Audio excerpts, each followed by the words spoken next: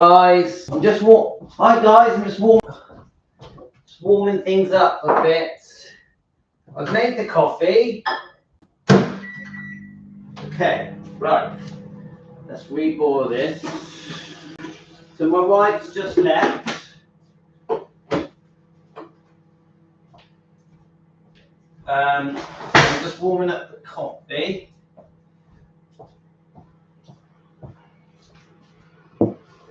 Hi guys. Right, let me just try and get things a bit ready. Can't find the hairbrush, so I can't even brush my hair. My wife disappeared. I'm useless without my wife. So guess what, guys? Linda, you're here. I was hoping that Linda would be here. Da, da, da. Linda, you're too good to me. You're too good to me. Look at this, what Linda got me. Love it, love it. Now, this book is very old and original, and I love the fact this book is old and original. I really treasure that this book is so vintage. I love the fact that it's vintage. It makes it more special to me. So we're going to talk about a few things. Let me just get my coffee. So we're definitely in for a long live. I was going to get a tea ready as well, because I think we're going to need a tea as well. So it's tea and coffee today, guys.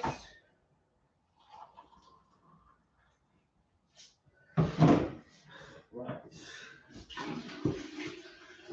So we're in no rush. We're in no rush. We're going to take our time. We're going to drink some tea and coffee together. Oh, yes. Oh, yes. Now, a few things. I wanted to welcome the new member. We got a new member, Mary.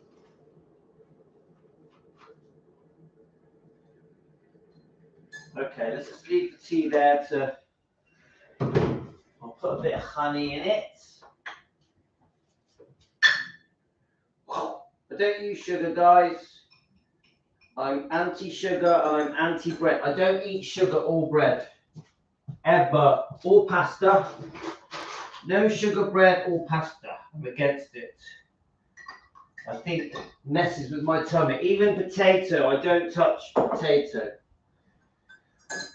It just messes with my stomach. It messes with my tummy, guys. Okay, I think we're getting there. So sorry that I'm late. You know that I'm always late. Okay, that's nearly done. Just a bit more warmer. So, okay, sorry that I'm late, guys. We've got Elvis on in the background, of course. I've been watching Elvis all morning.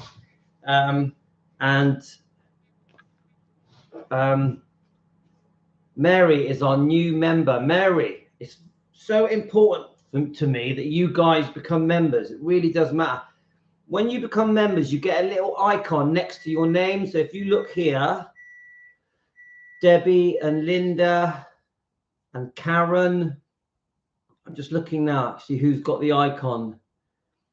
You get like a different color icon. Diana, Pat. You become members, guys. You get a nice icon next to your name. And I think I love it when I see the members on. It does mean a lot to me, guys, when you join up, because it's such a silly amount of money. It's $1 a month. $1 a month. It's literally nothing. But then you become members. I feel fully supported. It does mean a lot to me. So, Mary, thank you very much. Guys, I spend 6, 7, 8 hours a day on this. So I think I deserve it. I think I deserve it. Right. Right. Let me just get the coffee. Oh, yes. Right. Have you got, guys, have you got your coffees? Of course, we must have a coffee. So a few things. So a special thank you to Mary, because I know it means a lot to her becoming a member, because she's messaged me a few times. I've been chatting with YouTube because I've been complaining to YouTube about the fact that we're not getting notifications. We're not getting notifications. You guys should be getting notifications when we go live. Look, it's funny because I've just received one here. I've just received a notification that from YouTube. Maybe me complaining has helped. Yeah, what do you think, guys? Because can I just ask, how many of you got one today? Can I just ask that?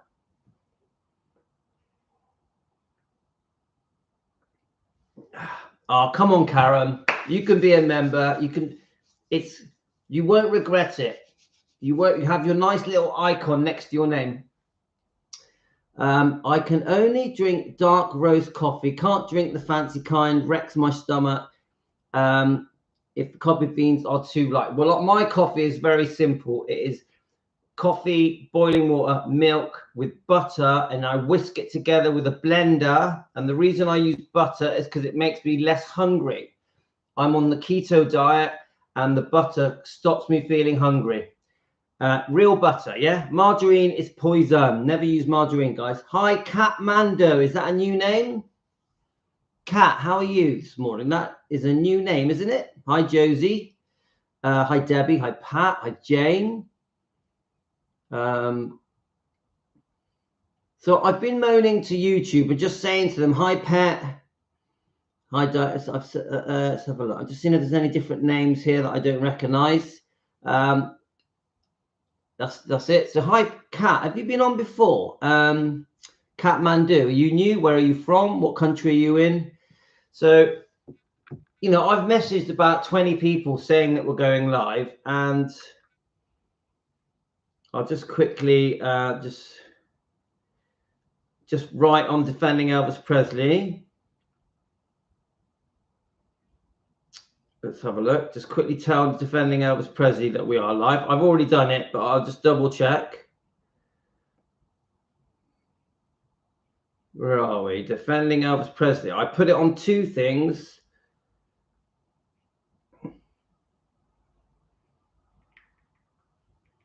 Okay, I'll put it on the Facebook, and I'll put it on.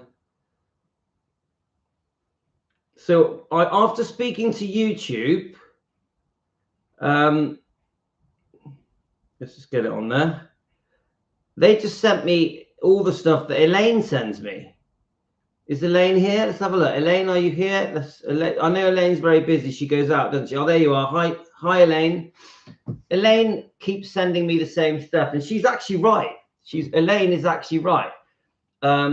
They are saying that you must get the settings right on your phones. Yeah. You must. So if you've told your phone to not give you notifications on YouTube, it won't. It will turn off the notification you get that is sent out by YouTube to tell you that we're live.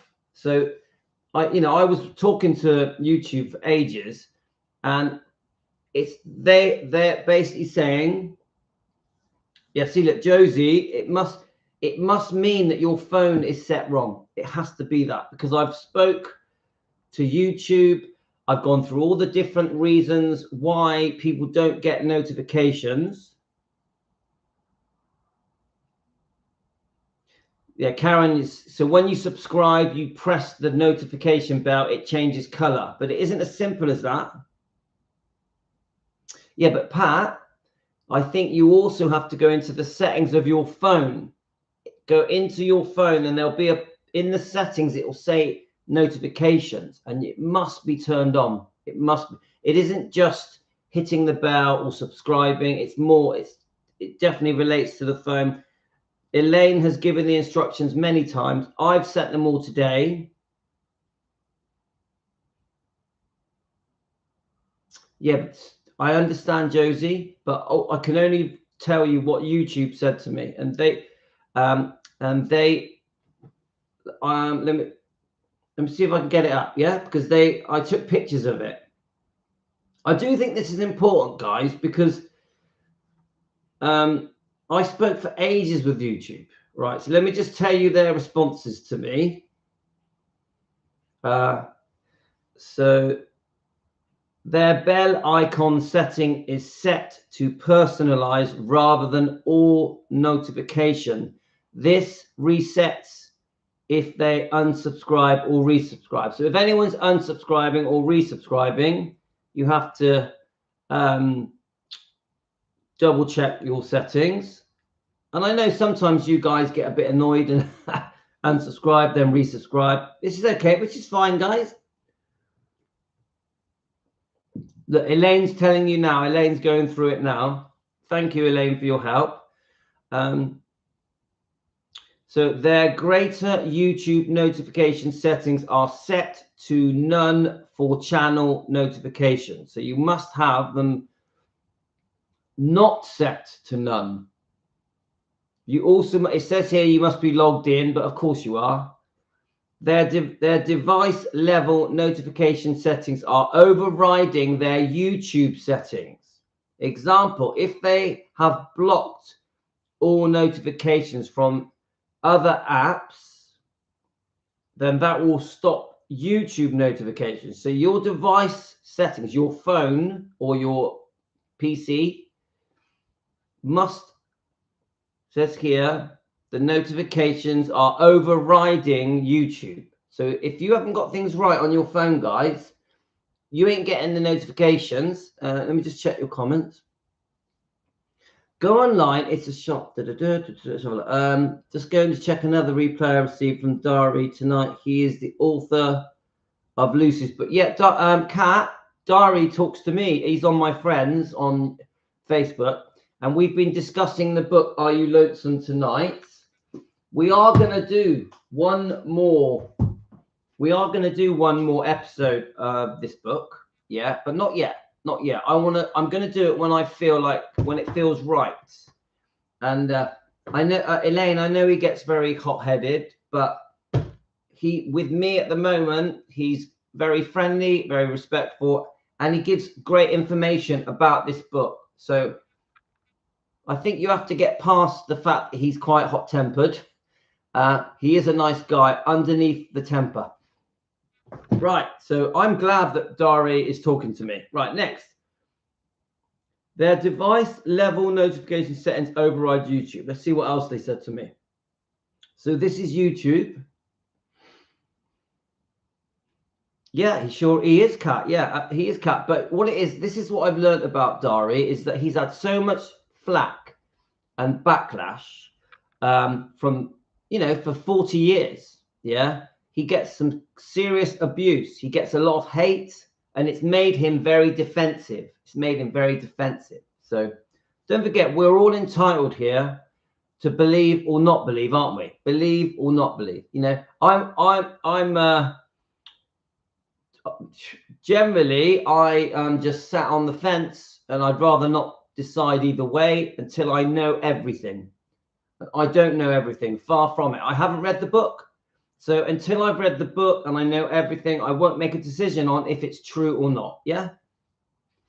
He definitely defends Lucy massively, 100%. And I do watch Rare Elvis Photos videos. They're brilliant. I love Rare Elvis Photos reading to us. I think it's great. I think it's good for all the fans, guys. So right, here we are. Here's a new one, guys. Did you know this, Elaine? Elaine, I'm talking to you a sec. Did you know that you are only allowed 3 notifications a day? Elaine, did you know that? Did you know? Seriously, I didn't know that. If I post 3 videos, right, this is what, if I post 3 videos, you won't get notifications of me going live. So you've got viewers can get a maximum of 3 notifications in every 24-hour period. This includes live streams. So you think about it. In a 24-hour period, I'll post at least 4 to 5 times. So I would say that is the main reason. Do you want to see it? Let me just, is it going to focus it? I don't know. Here we go. There we go. Look at that, Elaine. Viewers. Oh, it's just gone out of focus again. Come on, let's see if it does it. There we go. Viewers get a maximum of 3 notifications from each 24-hour period. This includes uploads and live streams. If you have already posted 3 in a 24-hour period, viewers will not get notifications and post in that time. I think, so doesn't that tell you guys that's probably the main reason? I would say that is the main reason, yeah? Agreed. So far, there is no conclusive evidence of Elvis ever meeting Lucy. I would love to see some there. That's true, Kat. That is true. No pictures of them together, no witnesses. But it's very interesting. I'll give it that.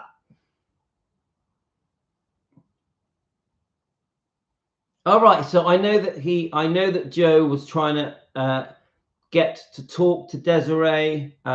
I wished him all the luck in that, and he was really hoping that may happen. So I'm really happy for him. Really happy for him. Desiree, from what I see, seems like a lovely girl, a lovely lady. She doesn't need money, guys. She doesn't need money. That's one thing I have learned about Desiree. She does not need money. So when she does talk to Joe at Rare Elvis, I bet she'll be lovely. I bet, and then we can make more of a decision, yeah, on whether we believe it or not, or if we just are indifferent, if we just want to sit on the shelf.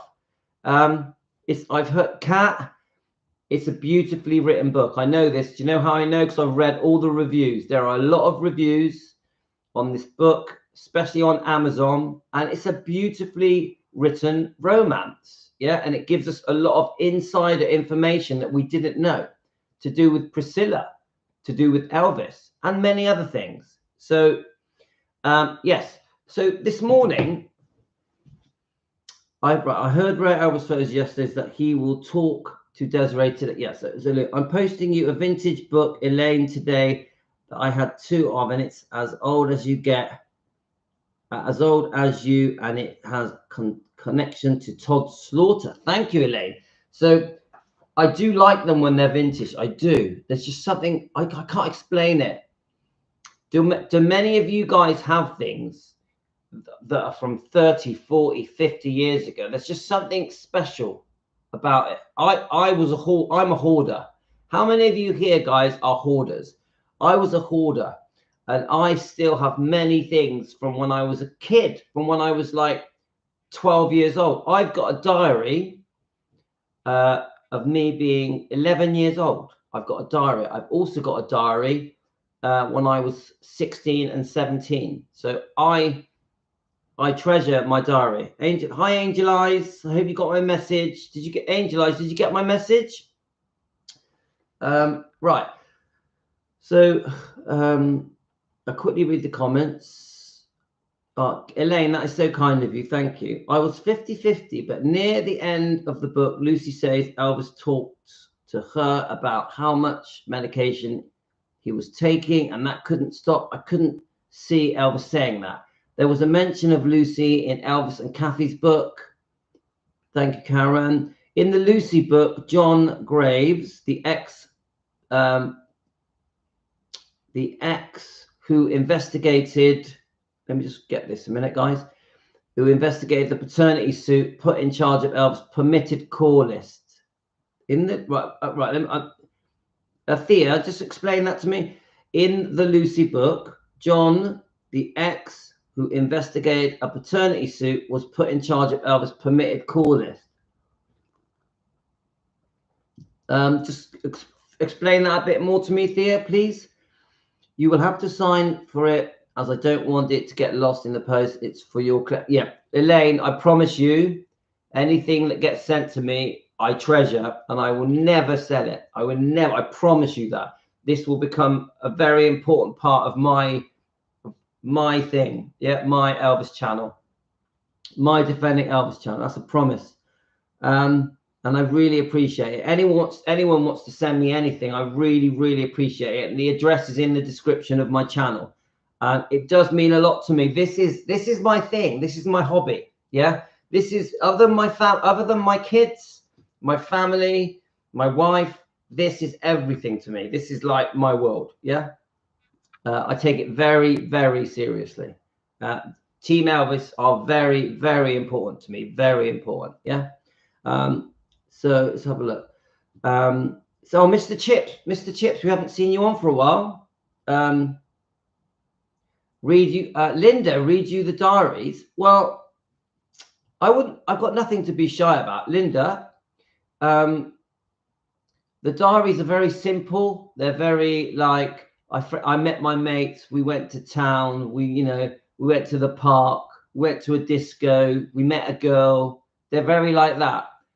Yeah. I moved to Cyprus for 3 months when I was 18, because my parents had decided to go back to Cyprus. So after living here for like 40 years, so I went back with them, and they had a home in Cyprus, and I said to my parents, "I'll help you decorate the home." This is when I was 18, yeah. "I'll help you decorate the home, and then I'm coming back to England," because I wanted to be with my mates. I had a Ford Capri. Do any of you remember the Ford Capri? And I stayed in Cyprus for 12 weeks. I came back after 12 weeks, after decorating my parents' home, and I did a diary. I've got a diary of those 12 weeks when I was 18, how I felt. I had no money, no idea what the future held. I didn't have a flat. When I came back to England, I didn't have a flat. I had nowhere to live, no job. And I've got that diary, and it shows how I was job hunting. Eventually, I got a job in Bristol in a clothing. I worked for Burton. Have you heard of Burton's? Have any of you heard of Burton's, the clothes shop? Some of you know them as Top Man. So I got a job in Bristol, and I would take the X1 bus every day to Bristol to go to this shop called Burton's, which was on the high street of Bristol. And me and my brother rented a one-roomed flat. Yeah. So it had, when I say one room, it had one room was like the kitchen, the lounge, the utility room, all that kind of stuff. And then it was 2 tiny bedrooms in a loft upstairs that me and my twin brother had one each. This is when I'm 18. Yeah. It was £45 a week. We couldn't really afford it.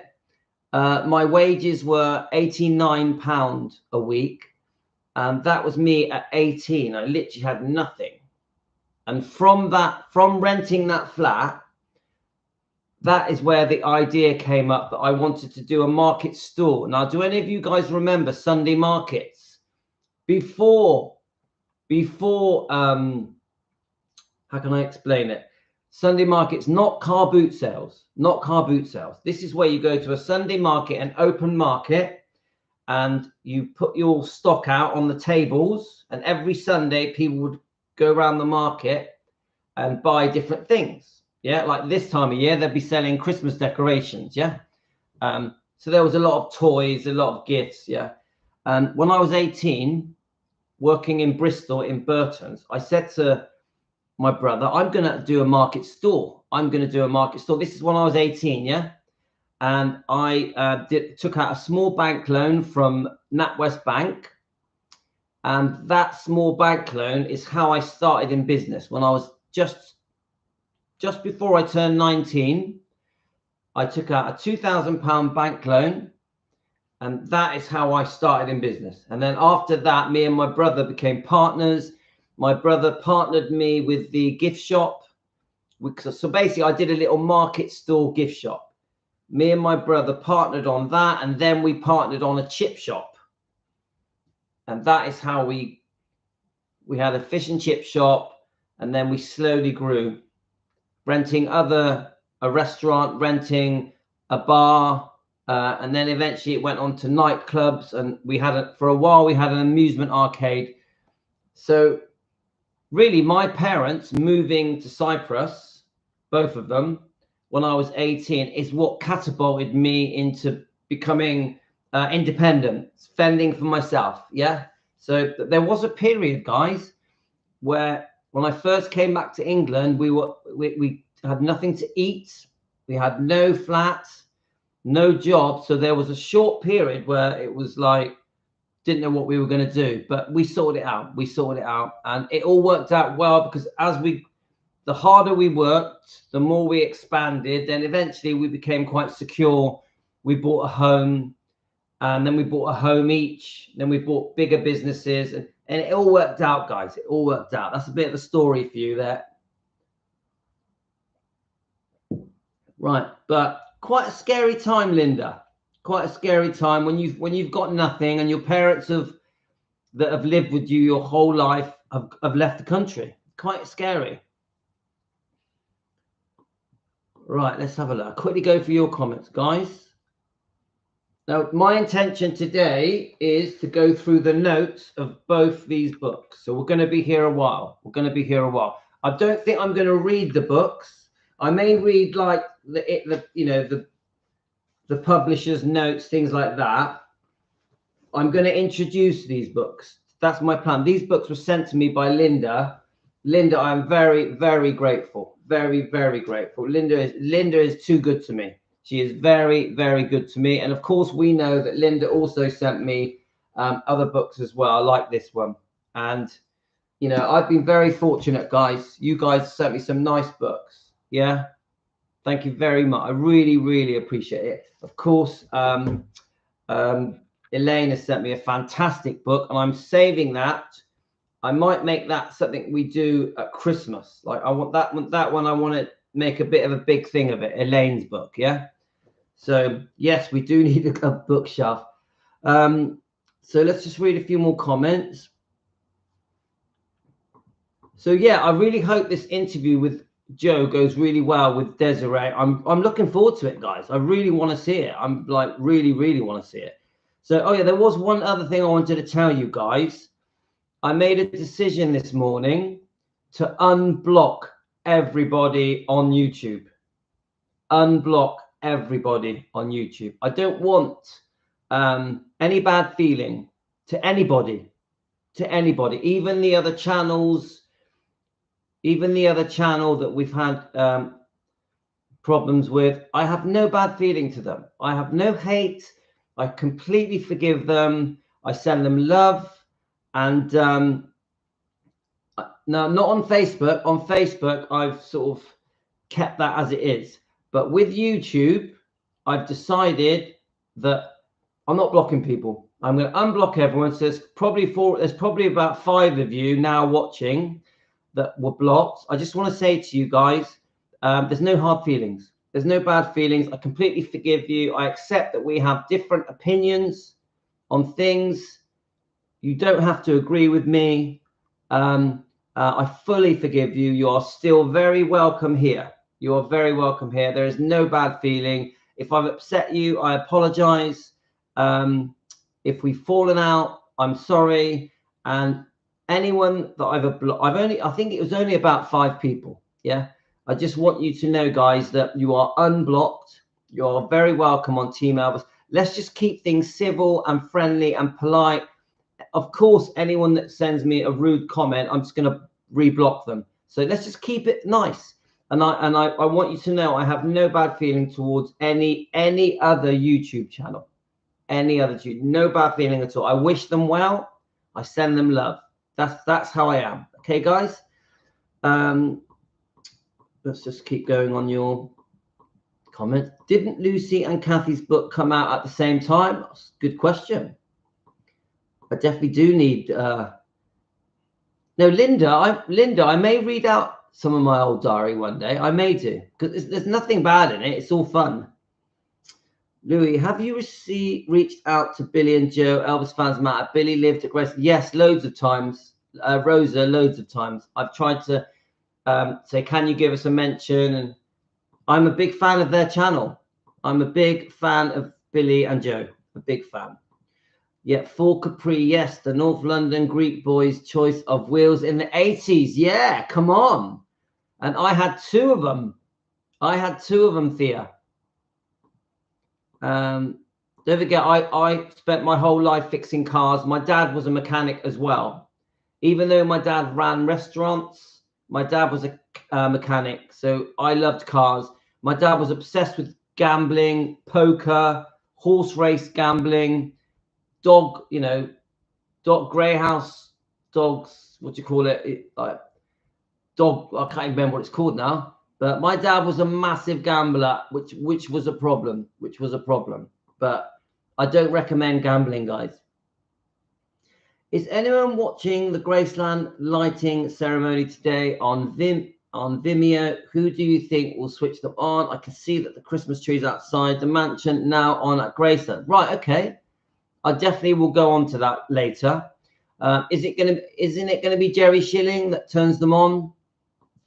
I thought I've seen someone saying Jerry. Yes, I've seen a few posts. Hi, Josie. Hi, Debbie. Let's have a look. Elaine, I thought I'd seen Jerry Schilling turning them on. Yeah, I've heard about this. Karen, it's possible. Josie, you would think they would choose someone else. My feelings about Jerry are very mixed. I have good and bad feelings about Jerry. I know he's very popular. I don't agree with everything that's gone on with Jerry. But he's a good guy. He's a nice guy, isn't he? He's too friendly with Priscilla, but he's a nice guy. There is a petition flying around the grounds of Gracelands are being neglected and it's all rotting and looking so scruffy, unkept. Please sign it if you see it. Thanks, Elaine. That's interesting. I'll look that up. I think Elaine has sent me that. Right, you will have at least £200 worth of bookselling. Do you know what? The value is irrelevant to me. The value, there is, for me, massive sentimental value here. Sentimental. This is my this is part of my family. Yeah, but I get your point. No problem. The only books I'm keeping are Lisa Marie and Elvis and Gladys, whose I got from Tupelo. I don't blame you, Linda. Don't blame you. But Linda, you're very, very kind to me. You need, yeah. Well, Elaine, I forgive.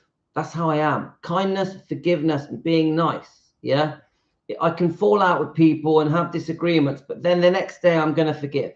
That is my way. I can't help it. Now, of course, if people send me nasty comments, then I'm going to have to block them again, but I don't want to. Geo, Elvis and Gladys in an amazing book. I bought it in the 80s and it's a pocket. Right. That sounds great. Guys, you're welcome to send me books. I love it. I feel very lucky that you do it. Right. And it's not a money grabbing thing. There's something sentimental and special about being sent something. There's something different about it. Yeah. How can I say it? So I bought this book. Myself off Amazon. I love it. You know, it's going to be a very interesting read. It's very the topic is it's like fascinating. But when someone sends you something like the way Linda did, where she's put time and you can see all the tabs that she created, and then she wrote me all the notes that went with it. There's something very lovely in that. I can't even explain it. I sense Linda in this book. Yeah. I don't sense anybody with this book. This is going to be a good read, an interesting topic for our channel, but there's no comparison. This has sentimental value. This is just an interesting read. Do you guys get that? Do you get that? It's a lot more special, a lot more like Elaine's book that she sent me, that giant, beautiful book is a prized possession of mine now. It's like very special to me. So do you guys get that? What if they have upset you? No, if let's have a look. Let me just go. No, even if people have upset me, Elaine, I'm going to forgive them. This is on YouTube. Yeah, on YouTube, not Facebook. Facebook is different because the problem with Facebook is affecting other people. Yeah. So there's people that I blocked on Facebook because they were literally upsetting and attacking other people. So I won't unblock them. But on YouTube and on here, it's okay. It's okay. Do you understand that, Elaine? So don't worry, Elaine. I'm not going to unblock the people that we know who we're talking about, don't we? I won't unblock them because I don't like the way that they attacked our members on our Facebook, on our Defending Elvis Presley. Yeah. Elvis did journals. He did tapes. My dad was a mechanic, so most of my brother. Hi, Josie. My dad started being a mechanic in Cyprus for the army. For the obviously after the army years, you've got the army base in Cyprus, and my dad got a job around in the 60s, fixing all the army stuff. Yeah, and that's how my dad learned English. So my dad in Cyprus in the 60s, if he hadn't have learned English in working for the army, the British Army, I probably wouldn't be here. I probably wouldn't be here because my dad eventually came over to England, to London, met my mum. My mum had moved to England at the same time in the 60s. And my mum was working in a factory as a dressmaker in London. And that's how they met. And here we go, all because my dad learned English, because my dad moved to England because he felt he was different than his friends because he could speak English, which made him want to come to England. Now, don't forget, the Cypriot community in Cyprus were given the impression that England was paved in gold. And yeah, now I think Cyprus is fantastic, beautiful. I wouldn't leave Cyprus. If I was born in Cyprus, knowing Cyprus as I do now, I wouldn't leave it because it's a beautiful country and a lovely warm climate as well.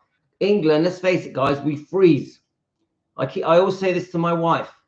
We freeze in England from October to April. We literally have the longest winter ever. England has a very long winter. So now we're all used to it. We're all used to the long winter, but it's blooming cold. Don't get me wrong, guys. I love England. I love England. I was born in England and I am a true England fan. I'm also proud of that both my parents are from Cyprus as well. Yeah. I still have my diaries from a child. Yeah, isn't that nice, Rosa? Isn't that lovely? Those diaries are so special. And because we're all older now, because a lot of us in our 50s and 60s and 70s and 80s, we've lost a lot. We've lost a few people on the way, haven't we? So the diaries are even more special. I think you need to read a lot of books to get better an overall view. Then you can have a better balanced opinion on it. I agree, Elaine. I agree with that. I agree, and I'm definitely on a mission to gradually go through these books, but I'm not in a rush because, God willing, I'm going to live another 30 years. This is my main passion other than my family. So I've got plenty of time to go through these books with you guys, with Team Elvis. Plenty of time. So but I do agree with that point, Elaine. Yeah, we're from Limassol and Paphos, which is the southern part of Cyprus. Limassol and Paphos. And I've been there loads of times, but I haven't been there in the last 15 years. So I need to go. I need to go. I do have a problem with flying. Flying is a problem for me. Let's have a look. Pet, do you know about having your own fourth wall or something that we can purchase? No. What does that mean? Fourth wall. Pet, explain that to me, please. Rosa, you say you love reading books. I just don't. I struggle with books. I struggle. I like reading 2 or 3 pages. Other than that, I have a real problem with concentrating. Rosa, I have read them again and you forgot what you read years ago. You are a Cypriot. And are you related to Peter Andre? Well, could be. His family moved to Australia, didn't they?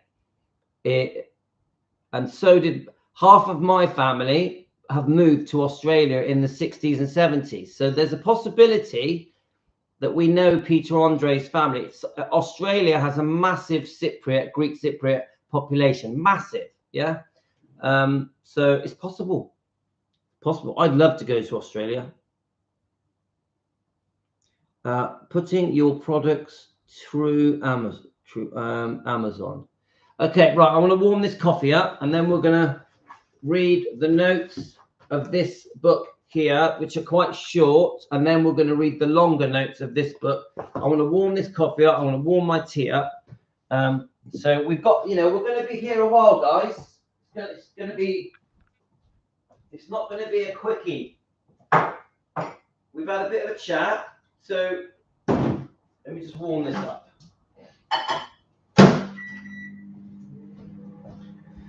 Right, Elvis in the background, good.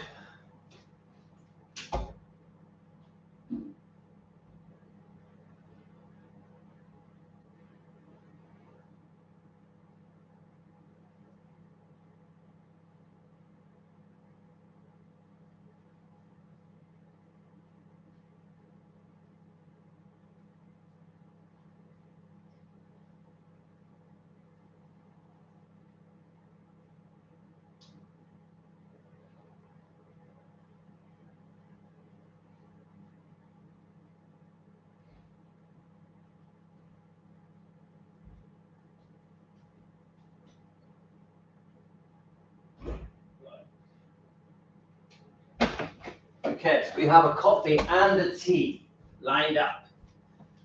This is the tea.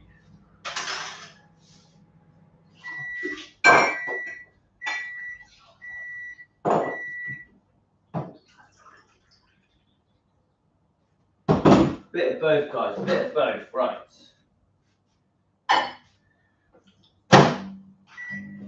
I sort of jump between the tea and the coffee.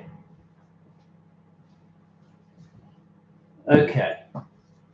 I've got some old vintage Vegas footage on the TV.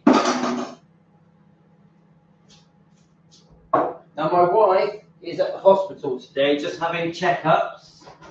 She's going to be there about 4 hours, I think.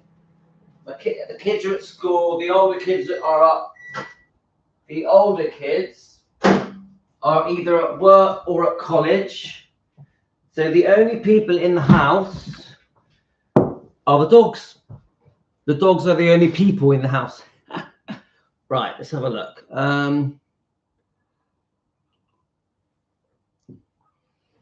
Right, let me just go back. Hi, Angel, you okay? Let's have a look. My dad was in Cyprus. Rosa, I have read them again. You forgot what you've read years ago. Let's have a look. Dad won a bravery award from the police. He worked on the M5. He sat and worked in van protection with his workmates, and he threw across the motorway after a car went into my dad's van and rolled over. My God. And it rolled over. His mates survived. That's terrible. Josie, she's a potty mouth in a good way. Angel Eyes, I thought you said he worked on the M15 like James Bond, but he must have been a very brave man. Angel Eyes, award to a courageous citizen saving his workmates. It's amazing. You should be very proud. I can see you're very proud, Angel Eyes.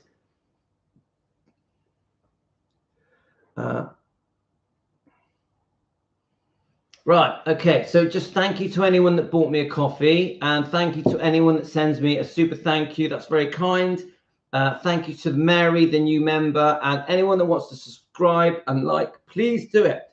So we've got 44 people watching. You're very welcome to join in. Let us know where you're from, why you're an Elvis fan. We are here to defend Elvis Presley every day, every day. The funny thing is, one of the most common things I get asked is, why do we defend Elvis Presley? And it's very, very simple, because for the last 50 years, people have been saying things incorrect and unfair to Elvis, and he can't defend himself. He can't defend himself. He died 47 years ago. So this is why we defend Elvis. Now, there are things in this book that we're going to go through in a second. And let me just show you the other book. and this book that we feel are very, very unfair to Elvis. Very, very unfair. And we think the truth has been twisted in this book. We think many of the things in this book is lies, in our opinion, for entertainment purposes. So this is why we defend Elvis. He can't defend himself. So we, the fans, do it. We, the fans, do it. Yep. Right. Let's get, I'm going to get Linda's notes out. Linda, are you still here? Don't forget, a massive thank you for Linda for sending me this book. Very, very, very appreciate. A beautiful vintage book. Now, I just want you guys to know that I know that some of you refuse to read this book just out of, well, I don't even know what the right word is. Because many of you feel that this book is a book of betrayal. Many of you feel that Sonny West, Red West, and Dave Hebler completely stitched up Elvis, let him down. We also know about the conversation that Red West secretly recorded. And I know that many of you think that Red West is out of order for recording that phone call. And Elvis in that phone call is very kind, respectful, even generous, because he even offers any help needed. Now, there's strong views about how Pat's got the book. There's strong views. Good. Hi, Jane. Now, there are strong views, guys, on many of the things in this book. There are strong views on the friendship between Elvis and Red and Elvis and Sonny, even Dave Hebler. We know that Dave Hebler has recently been interviewed. And I watched that interview and we reviewed that interview. I'm going to review it again one day. And we just think that what Dave Hebler should have done is apologize. We also understand that the circumstances leading up to these guys losing their job, you know, Vernon telling them, giving them short notice. Many people have strong views about that. I personally think Elvis was always going to take them back. Yeah, maybe not Dave, but definitely Sonny and Red. Yeah. Now, I have strong views about the fact that I believe that Elvis was extremely good to the people that worked for him. Extremely good. But I won't ignore that he had a temper. Elvis had a temper. I won't ignore that he had problems with medication. He was very unwell at times. Mood swings. And sometimes Elvis could be difficult, but that won't make me cancel out. That won't make me cancel out the good that Elvis did. How kind Elvis was to these people. Now, people bring up the fact that the Memphis Mafia were badly paid, but they forget to say how generous Elvis was. Elvis paid for everything. If you worked for Elvis, Elvis paid for everything. So these people, even though they were on a low salary, it was made up for with the generosity of Elvis. So, and just so you know from the onset, even though I haven't fully read this book, I've only read 3 chapters. And Elaine is right. When you read the book, you'll understand better. I fully accept that. I don't think this book should have been written. I don't think the Memphis Mafia, the 3 guys, Sonny, Red, and Dave, should have written this book. At the moment, that's how I feel. Yeah. Maybe after we've read it, I'll feel differently. But at the moment, I think this book is a massive betrayal, even though these guys lost their jobs at short notice. That's just how I feel. Yeah. And when people say to me, oh, you know, they couldn't feed their families and they couldn't get jobs, I don't believe it. These guys were very, very employable. Very employable. Yeah. They'd been bodyguarding the most famous man on the planet. They also had started doing small bit roles in the movies, but they were very employable security people. Yeah. All of them were going to go on to very good jobs. So Vernon firing these guys was not the reason that their families did not get fed. That to me is ridiculous. I do think when they wrote this book that they were upset and angry and they were out for revenge. Now, do I think they wrote this book to stop Elvis with his problem with prescribed medication and taking so-called drugs. Not really. I think, how can I say it? I think that this book to sell, for this book to sell, yeah, and be a bestseller and make these guys money, because these guys did this book for money, yeah, and revenge, and they were angry and bitter. I do think they had to put all the things in there that mentions the drugs, the medication, how Elvis's chronic health, yeah.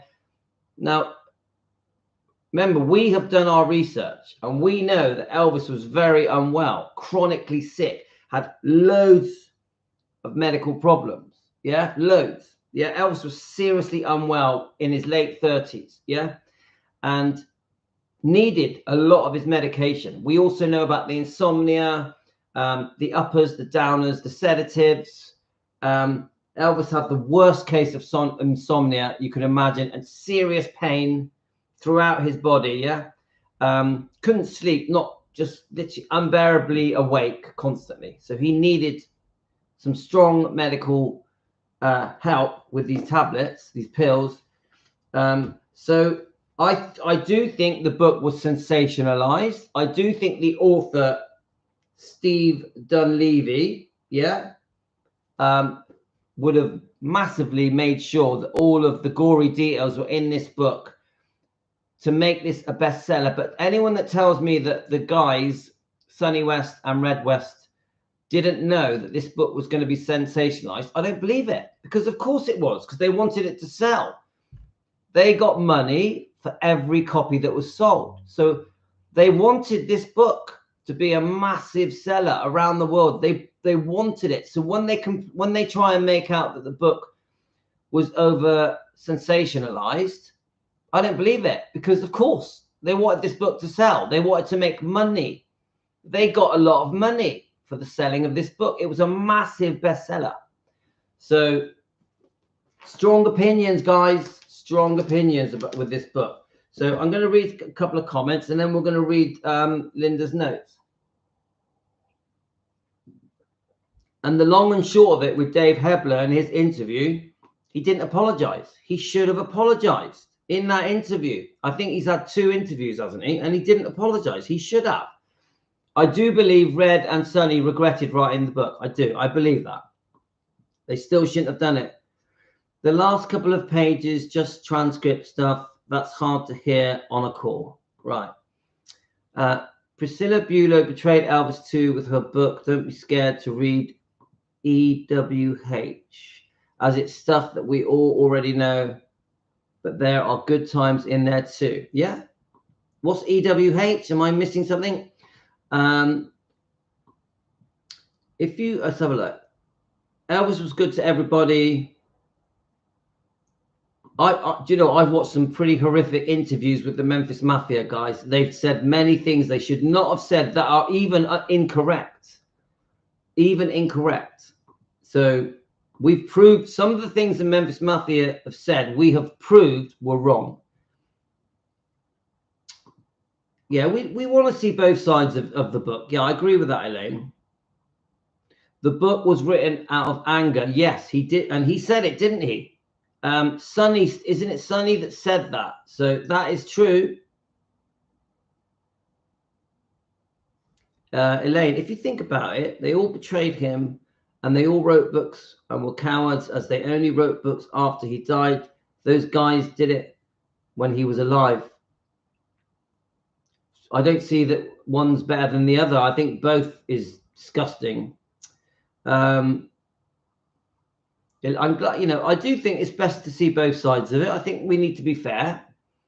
Hebler had an attitude in the recent interview. Yes, Karen, he did. I didn't like the way he came across. I found him quite cocky.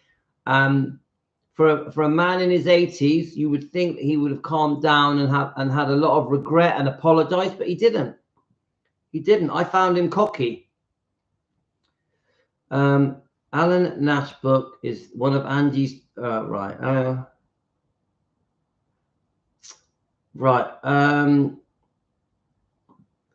I'm not going to talk about the channel, but I have noticed all comments are turned off there. But I fully forgive. I fully forgive. I have no bad feeling. Fully forgive. But it is weird that the comments have been turned off. That's strange. Right. Let's have a look. Please bear in mind, Steve Dunleavy twisted to sensationalize the book, which the guys were not happy with. I don't believe that, Elaine. I do believe that Steve Dunleavy definitely sensationalized the book. Of course he did. The guys knew it, guys. Come on, they wanted a bestseller. It was all about money. It was all about money. So, nah, I'm not falling for that one, Elaine. I won't let Steve Dunleavy take the blame for those three men's greed, because it was greed that put that book out. Greed and anger and bitterness. Come on, a few months later and Elvis would have forgiven them. Yeah, definitely two of them, Sonny and Red, because they grew up together. And then don't forget, Elvis always did take them back, didn't he? He always did. That was the pattern for years. So, nah, I'm not passing the buck on to Steve Dunleavy. That's just not going to happen. Not going to happen. These guys grew up with Elvis. Come on, who releases a book against a friend they grew up with and then tries to go, oh, we tried to save him? Nah, total rubbish. Come on, Elvis was so unwell in 1977. This book wasn't going to save him. He was very unwell. Very, very, very unwell. Yeah, the book wasn't going to save him. This book was released 2 weeks before he died. Is that correct? It was too late to save Elvis. That book wasn't going to do it.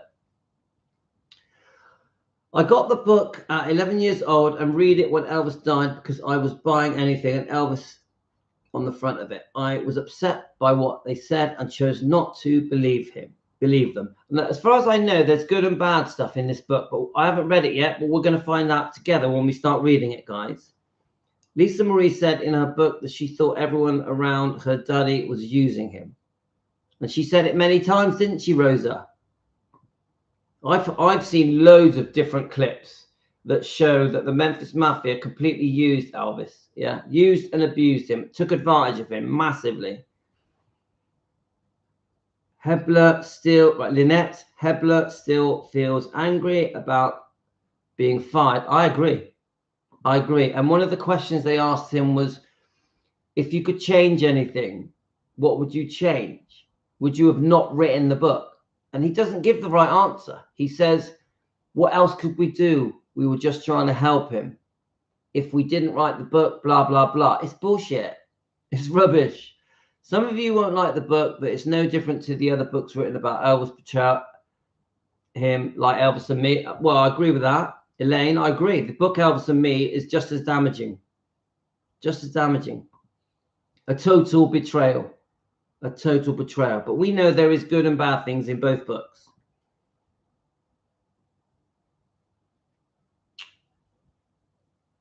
Pat, well, Pat, just on your comment, if you can't comment on a live, then it makes it pretty useless, doesn't it? All comments are turned off, aren't they? So I wish her well. I wish her well. It's funny because she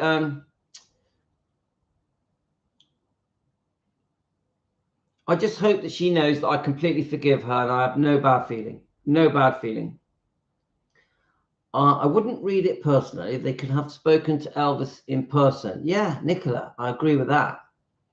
They wrote the book to get back at Elvis and for money. Yes, I agree with that.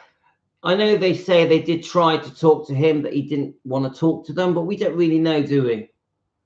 They could have went to Elvis person. Let's have a look. I currently have 4 more books written by Memphis Mafia, but to my knowledge, Red never wrote another. Okay.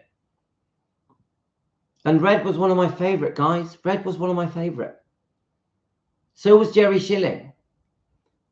Even Jerry Schilling, I'm worried, guys. The closeness with Priscilla, I'm worried about it. I can see many people call them cowards. I know that, Pat. Elaine said it's an interesting read. I'm sure it's going to be. He should have apologized. He had the platform to put it right. Yes, put wrong to right. Karen, I agree. 100%. That was his opportunity. And he blew it. He just made people dislike him even more. And I know that he's been receiving hate because of that book since it was released. So that's 47 years of hate. He still gets it to this day, you know. So he had an opportunity to try and, I think Sonny West did apologize at the end. Is that correct, guys? Did Sonny West apologize at the end?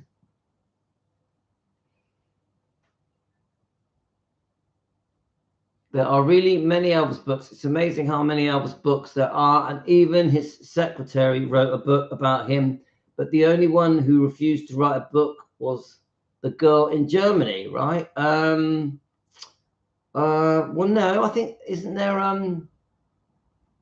There's a few people that didn't... Well, I see what you mean. No, there are people that wrote books and didn't say anything negative. There are people that wrote books. Because this is my opinion. It's fine to write a book, make money, if it's not negative, if it doesn't embarrass him, humiliate him, make him look stupid, belittle him, then let him write a book.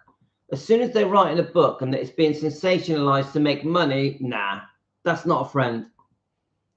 Ginger now gets a bad rap after Lisa's book, but I really liked Ginger's book. I've heard Ginger's book's really good. I won't ignore Lisa's words. If Lisa didn't like Ginger, she would have had a good reason. But we do have to accept that Ginger was still a small child. So you see things in a different way. You can't ignore that. You see things differently when you're a child. So we have to allow for that. Ginger seems to me very respectful. She seems like a very nice, kind lady that lived a good life. So I'm not going to say anything bad about Ginger.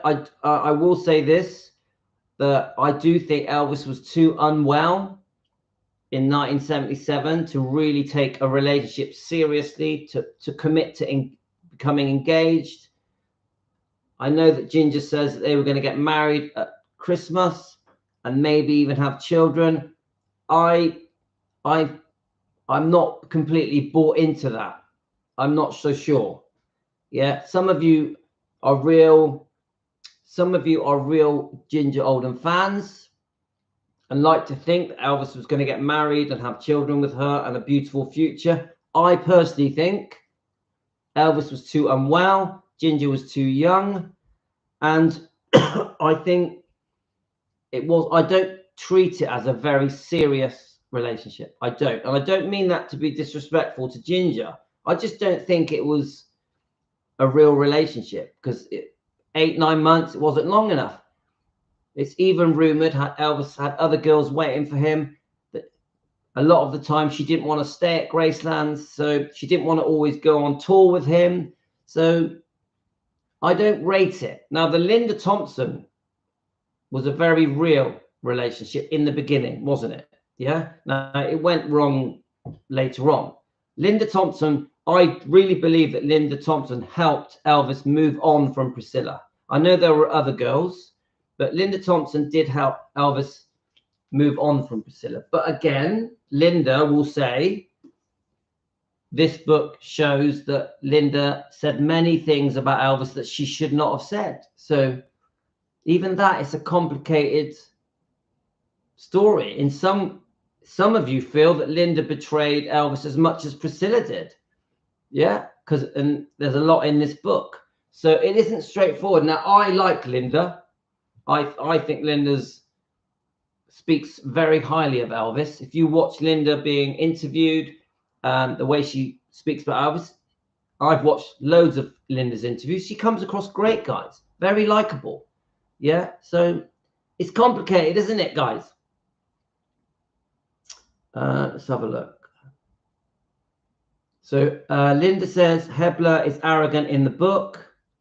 He just, you know, I don't want to slag off Dave Hebler, be horrible about him. He's on my friends, on my Facebook. But I do think him not apologizing does make him come across a bit arrogant. Yeah.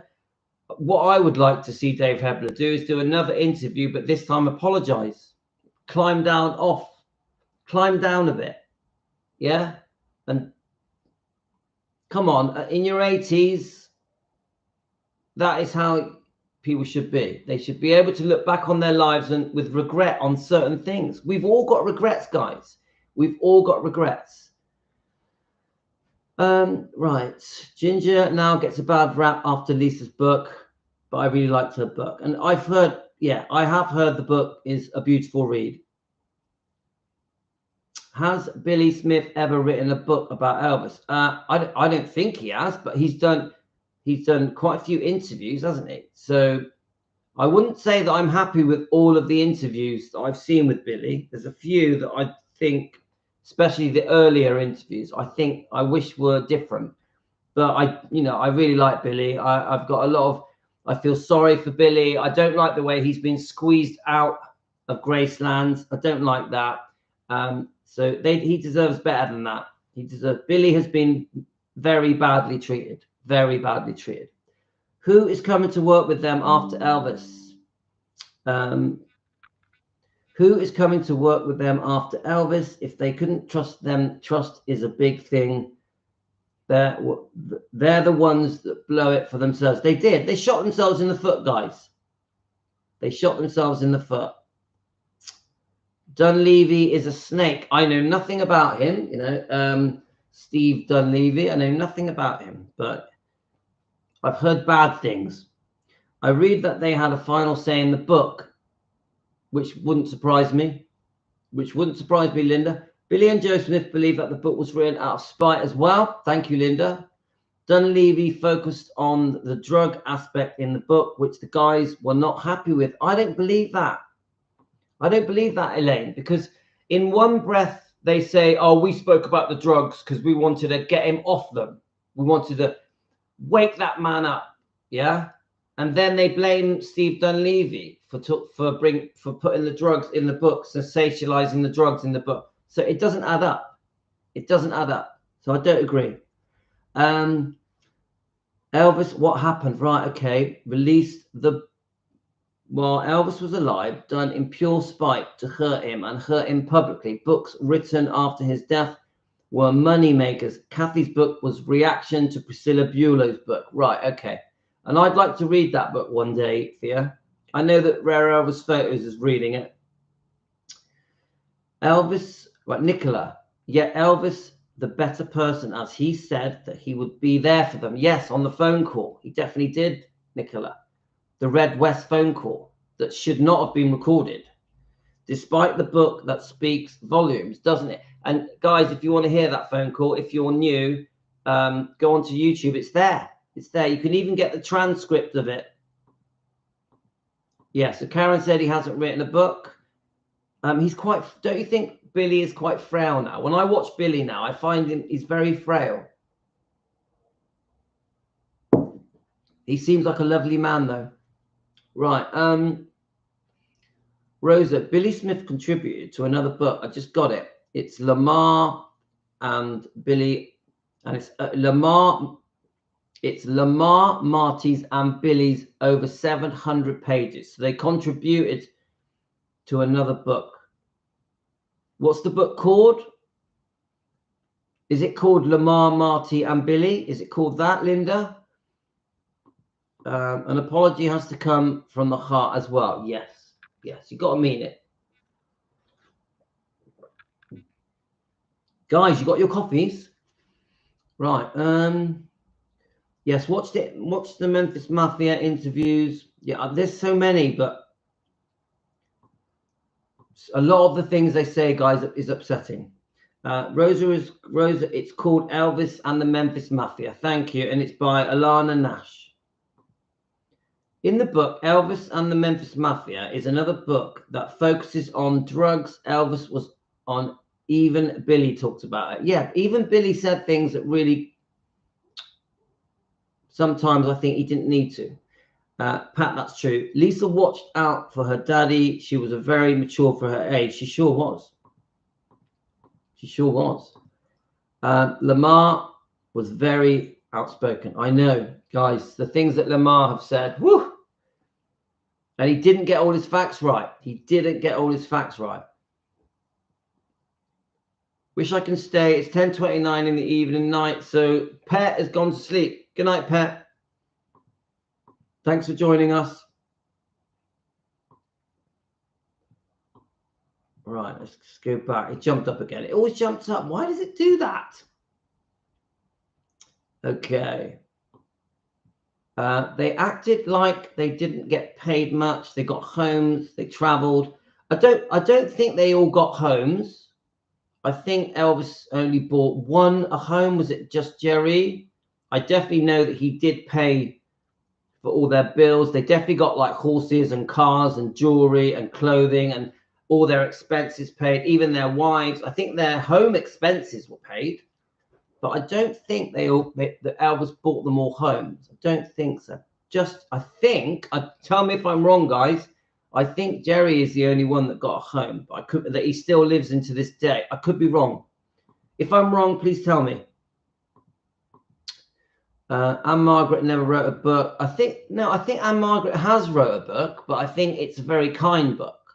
Yeah, it's more about herself, and then she mentions Elvis. Is that right? Please tell me, guys. Thea, Elvis's Aunt Nash wrote a book as well. Okay, I don't know about that. Mindy Miller never wrote a book, which that has been quite a big topic at the moment because of...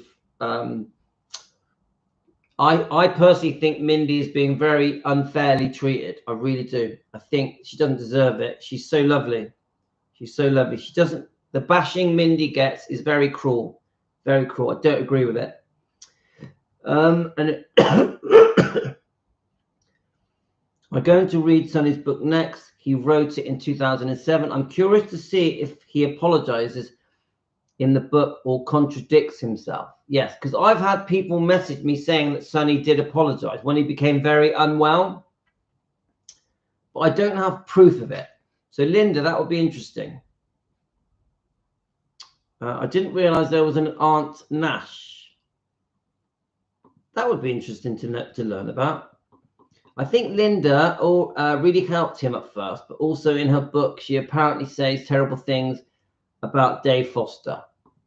Dave Foster. You have to let me know about Dave Foster. It doesn't bring lots of thoughts to me. Hi, Philomena. I know the notifications, but I did send you one. Philomena, I sent you a notification direct. Are you on your Facebook? Billy was in the book with Lamar and Marty and Elvis and the Members Mafia. Louis, when you have time on your own, read the last few pages of what happened. It's the phone call transcript. All right, thank you. Thank you. I will do. Billy Smith did not write anything. I watch him a lot. Yeah, so he hasn't written a book. Thank you, Elizabeth. In my eyes, whoever wrote a book, it wasn't to share their experience with us. It was for money. I agree. I agree. And revenge. Bitterness and revenge and anger. The guys told Dunleavy the stories. Yes. Come on. Who writes a book on their mates? Come on. That they grew up with. Famous or not. Famous or not. Come on. Nobody does that. Good luck getting Kathy's book if you want to pay over $1,000. I've heard it's so bad. Why is it so expensive to buy? We might get it in a car boot sale, hey? Elvis helped everyone. There's a betrayal. Elvis's abused Elvis. Right.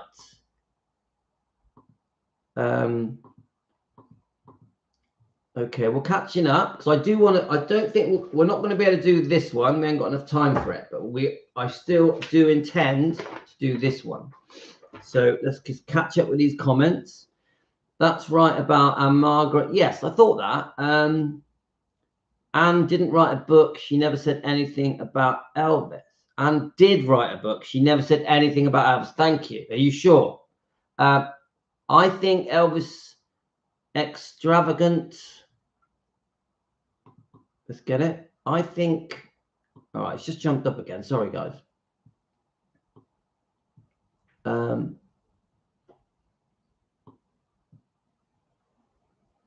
Let me just find the comment. So the thing is, these people we cannot dismiss everything they have said. The thing is, these people were there. We cannot dismiss everything they have said. I need to read it. Do you know what? Like you say to me, Elaine, I got to read it. Let's see what they said. But I'm not going to whitewash Elvis. You know, he made mistakes. He had a problem with his medication. He was overprescribed and probably took too many pills. I won't whitewash Elvis. He definitely did have a problem with these pills. He was very sick, but also he was taking too many pills. I'll always accept that. But that is a separate point. They still shouldn't have written the book. They still should not have done it. It was a betrayal. That is my point. True or not, they shouldn't have written it. It's more that I push for.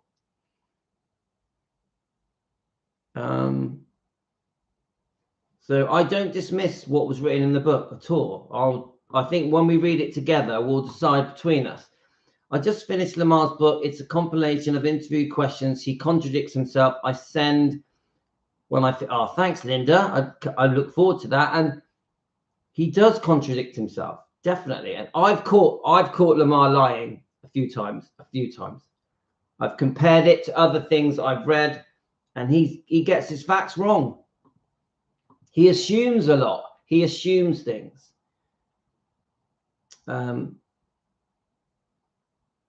I think Elvis's extravagant spending in the later years was more Elvis being out of control. Same with the guns. Well, right. Well, the gun thing, I would say that he was like that all his life. Didn't he have an addiction to guns? Isn't that quite a common thing in America? That how can I say it? That you guys, I'm from England, but you guys have the right to bear arms. So, and defend yourselves, is it? So, yes, Elvis loved guns, almost with a passion. Yeah, Elvis was a proud American, proud of America. So, yeah, he would fly off the handle and shoot the ceiling or shoot the TV and that, but he never met any harm.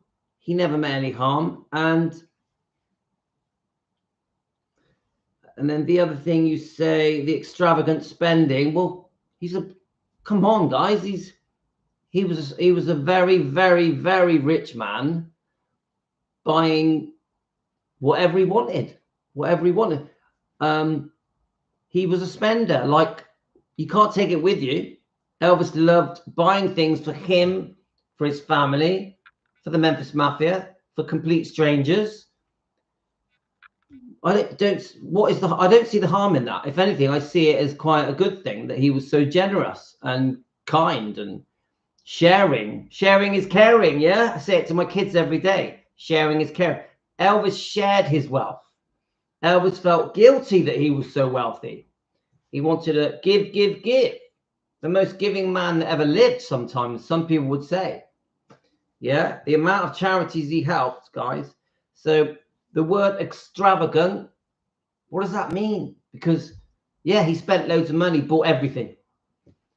Yeah, I don't see that as a negative. So the word extravagant turns it into a negative. No, just a really generous man. Yeah, loved spending the money that he made.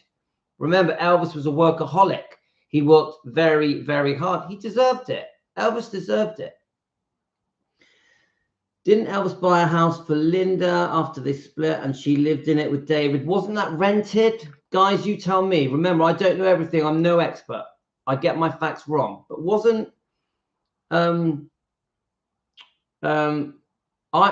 like you guys to tell me, who did Elvis actually buy a house for? I'd like to know. I know 100% Jerry.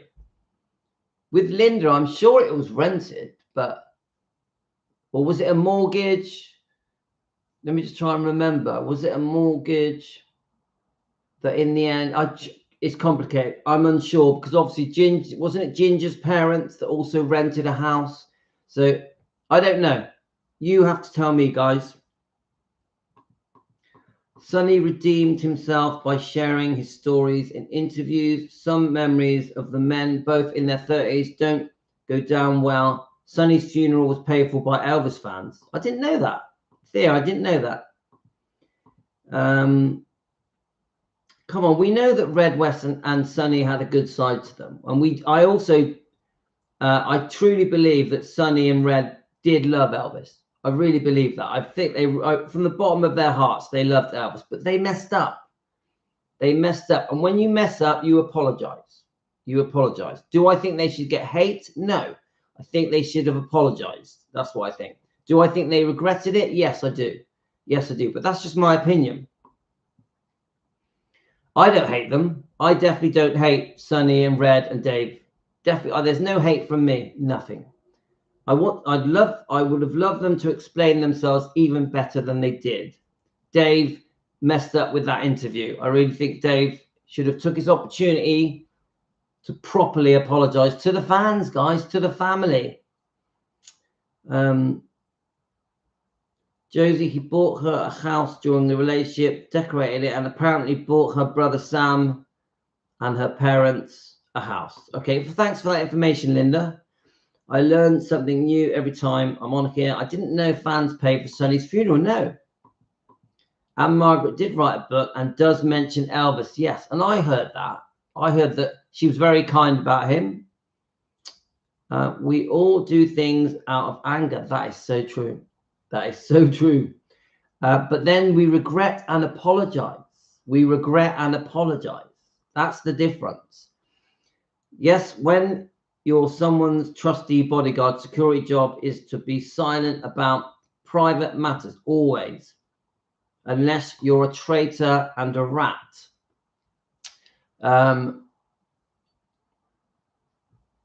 It's a difficult one, isn't it, Gio? Because we need to be there and know what they were going through.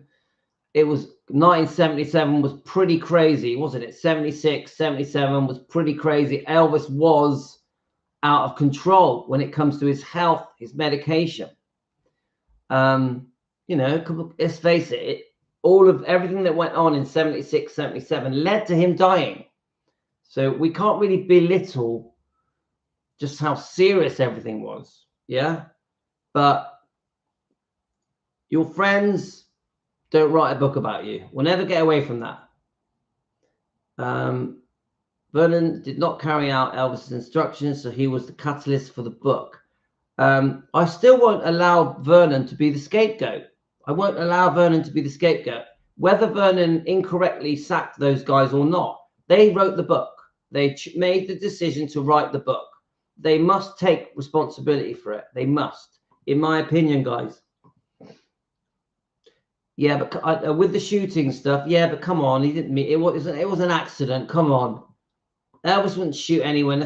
Let's get real. Even this thing where he was going to go and kill Mike Stone, it was just bullshit. It was just Elvis erupting. Yeah, didn't mean a word. Elvis couldn't kill anyone. Elvis couldn't kill anyone. The guns, I hear, got worse because of the death threats and Parker constantly telling him it was too dangerous to leave the country. Yeah, but also Elvis felt safe.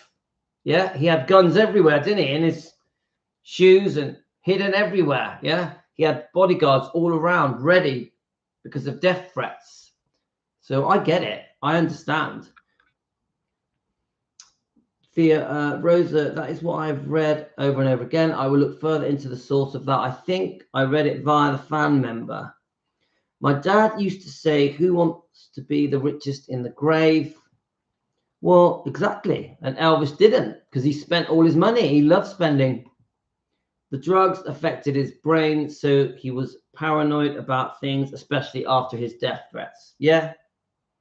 Yeah. But I'll tell you now, I wouldn't need to be if I got death threats, I wouldn't need to be on drugs to be paranoid. I'd be paranoid with or without the drugs.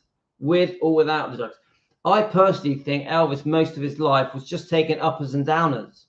Uppers, downers, sedatives, sleeping pills, yeah? Which was quite common through the 50s, 60s, 70s, 80s, taking a tablet to go to sleep, a sedative to relax, or something to get you in a good mood and wake you up, pretty normal. I would say even now, I would say even in 2024, people still take sleeping tablets. They still will take a tablet to go out and party. Nothing much has changed, has it? Nothing much has changed. But yes, as he got into his mid-30s, it was different. He was getting very sick. He was very unwell. He was chronically sick. Glaucoma, lung problems, liver problems, heart problems, blood pressure problems, hypertension, twisted colon, megacolon. We'd go on, couldn't we? I think Elizabeth is sending me the book Destined to Die Young. We're going to go through that because I think that's an interesting book, looking at the reasons why Elvis had these medical problems and the possibility that he inherited medical problems from the Smith side of his family, Gladys's parents, which, because they were first cousins, caused problems, which is why Elvis, just out of the blue, in his late 30s, was becoming very, very unwell. And he couldn't understand it. He was very desperate. So he turned to his doctors, pills, to try and soothe his pain, soothe his discomfort, fix his body. So it's complicated, guys.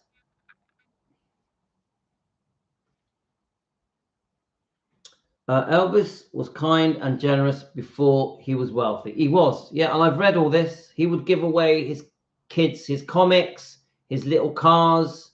He was just naturally generous, wasn't he? It was just the way he was. Yeah, his beautiful Christian upbringing. Yeah, he was brought up well, guys. Gladys and Vernon did a good job. I would never betray a friend, even if they fired me, because I keep my word and honor to myself. Well said to you. Well said. And I'm a businessman.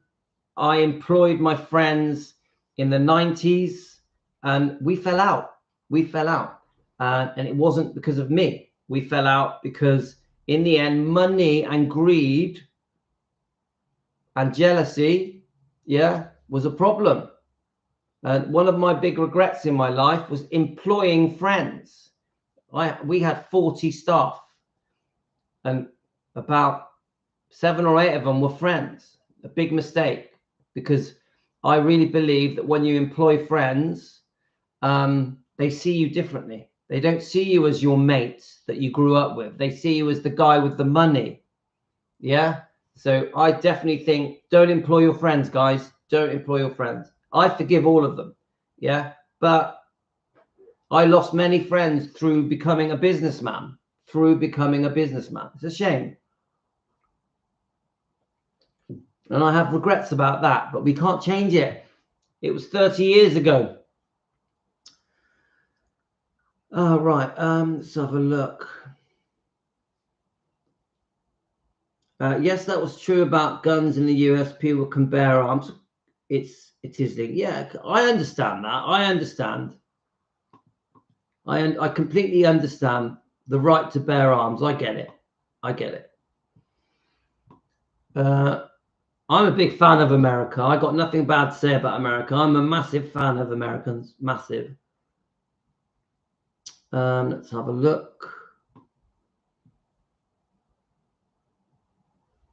Linda, the guns here got worse because of the death threats of Parker constantly telling him to dangerous to leave the country.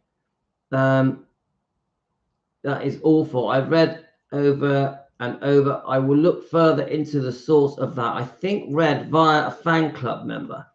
I just want to double check my wife hasn't messaged me. Let's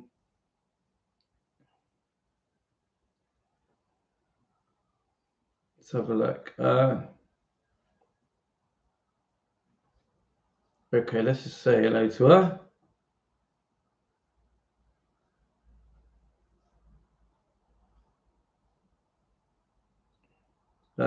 Yes, what? Sorry. Right. Okay. She wants me to take Rio somewhere. Okay. Right. Let's keep going. I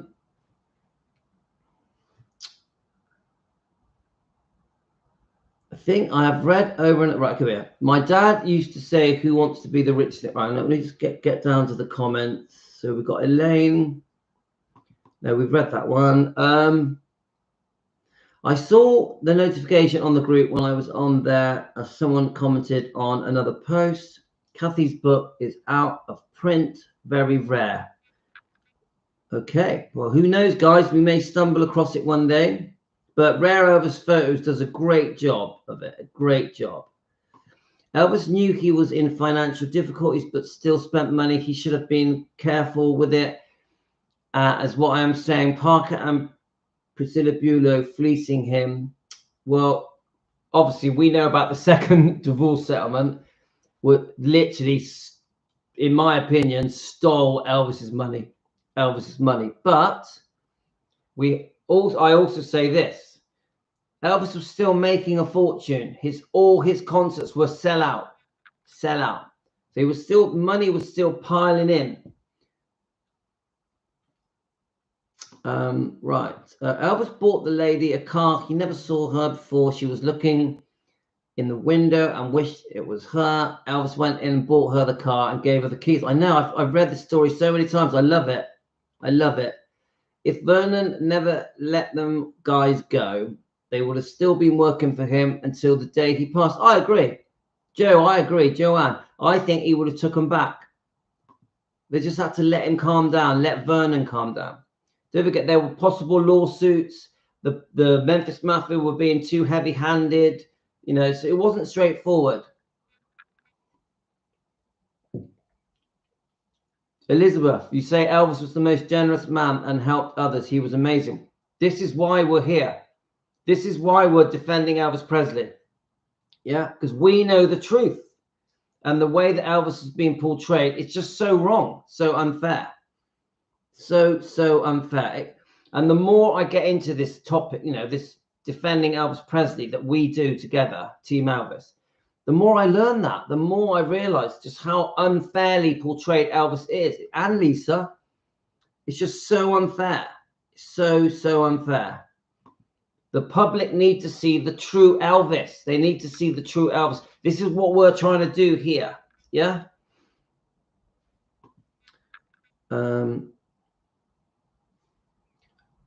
Vernon hated the guys around Elvis, and he had it in for them. He did not like them being paid and on the payroll. Well, I look, Elaine, I would say this. We don't really know how Vernon felt unless we were there. But I will say this. He didn't like to see his son being taken advantage of. So he was there for his son. Yeah, whether it be them taking advantage or them being heavy-handed with the fans. Yeah, I think Vernon tried to protect his son. And obviously he was in charge of the money, the finances.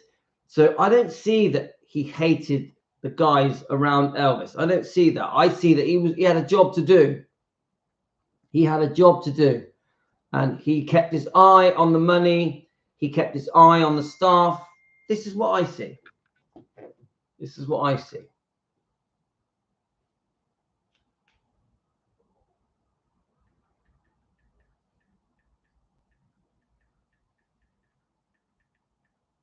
Right. Okay. Just check my wife's messages.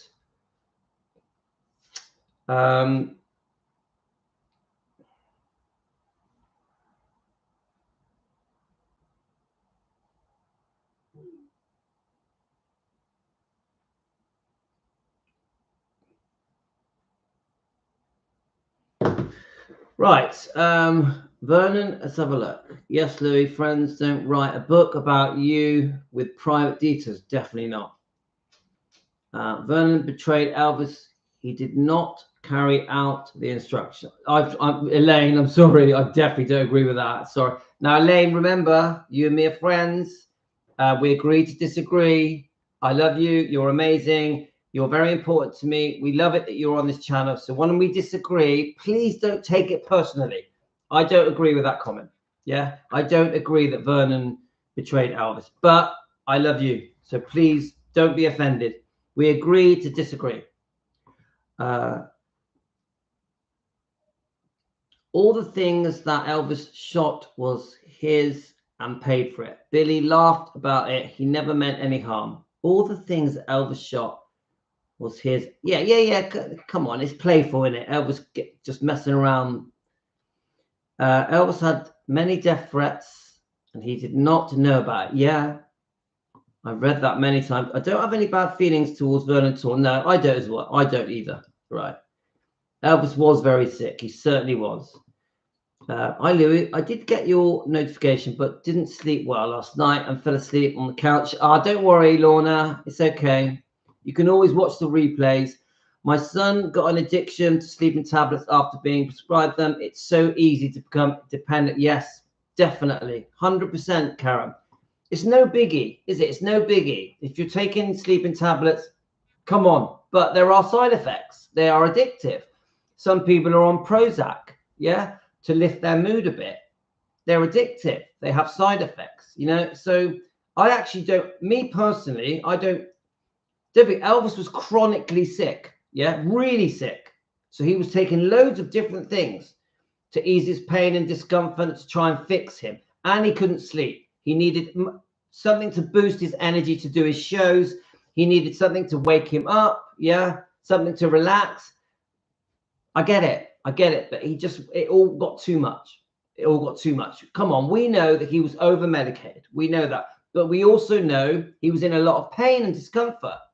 Yeah, his body was letting him down. He had serious medical chronic health problems. So, you know, there's more to it, guys. Linda, most of the biggest stars in the world have taken drugs, even street drugs, but they don't get as much bad press. This is true, Linda. My son, let's have a look. Okay, right. Vernon knew Elvis had a problem, but was in denial, just like his son. As long as the money keeps rolling in, he was happy. Well, right. Okay, I'm going to answer that comment carefully. I do believe that Vernon was in denial with how sick Elvis was. You know, we've even got the letter to the fan where Vernon is saying to the fan, look, Elvis is fine, you know, everything's all right. He was definitely, I do believe Vernon was in denial. Yeah, 100%. But the second part of your comment, as long as as long as the money keeps rolling in, no chance. No chance. No. Now, I believe that of Colonel Tom Parker. Colonel Tom Parker, definitely. He just wanted the money to keep rolling in. Yeah, I agree with that.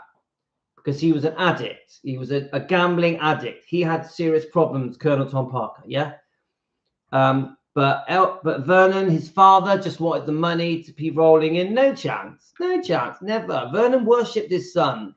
Absolutely worshipped his son. He loved his son to his core. So if you're saying, Elaine, that you think that Vernon had it in for his son, or Vernon just wanted money, nah, no chance. I will never agree with that. But I say it in a respectful way.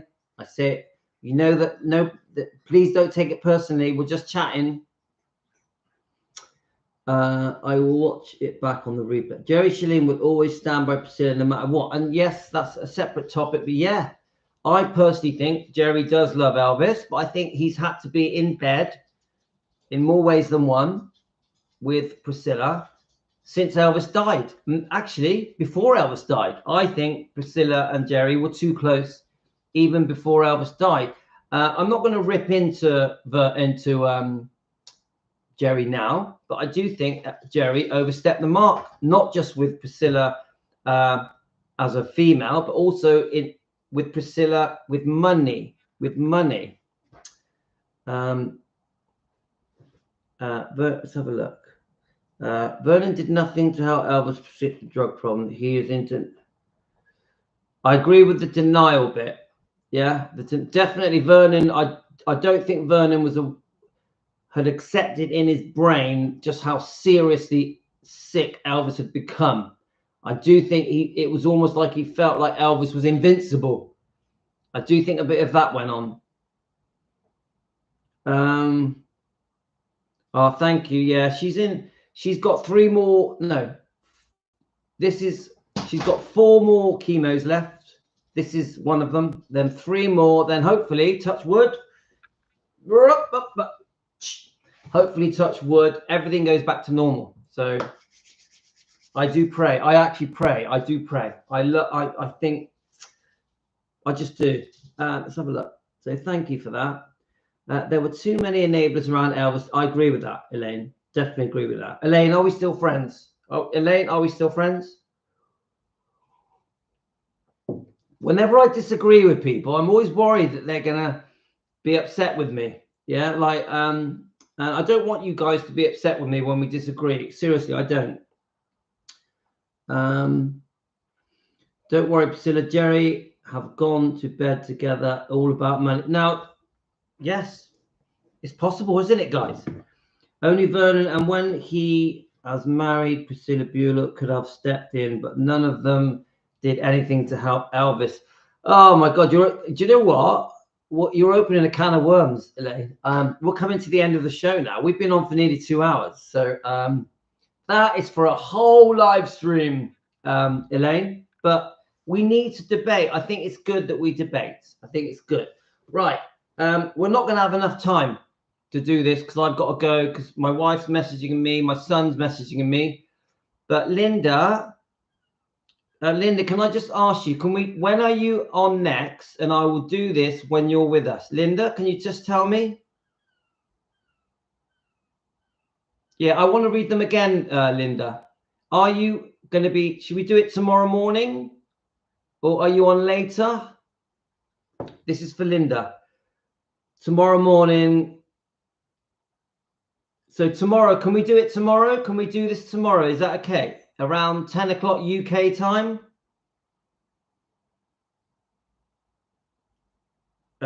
What day? I'll do it on the day when you're available. So, no, I want to do it when you're here, Linda. It's important to me that I do this when you're here because we got loads of other topics, and other books. Okay, in the morning, right? That's a deal. Have a good day at work. Right, guys, I am going to have to go. Because I'm getting messages. I just want to send you all love. There's 54 of you watching. Thank you so much for joining us at Team Elvis. Elaine knows that me and her are very good friends. Elaine is very important to me. So when we disagree, it's okay, guys. We understand each other. And Linda, I really want to say a special thank you for you for sending me these. Any of you that have sent me a book, it does mean a lot to me. So if you like what I do, get us a coffee, hit the coffee button on YouTube, send me a thank you or a super thank you. If you want to be a member, it's only $1 a month. Please join up. It means a lot to me. Please like and subscribe. Guys, I send you all love. It's okay. We can agree to disagree. And I will be back in 2 hours. In 2 hours, I'm going to do another live. There's 50 of you watching. Thank you so much. It is very, very important to me that you watch. Thanks, guys. Send you all love. Brilliant live stream. Really enjoyed it. Thanks, guys. All the best to everyone. Love you all. Take care.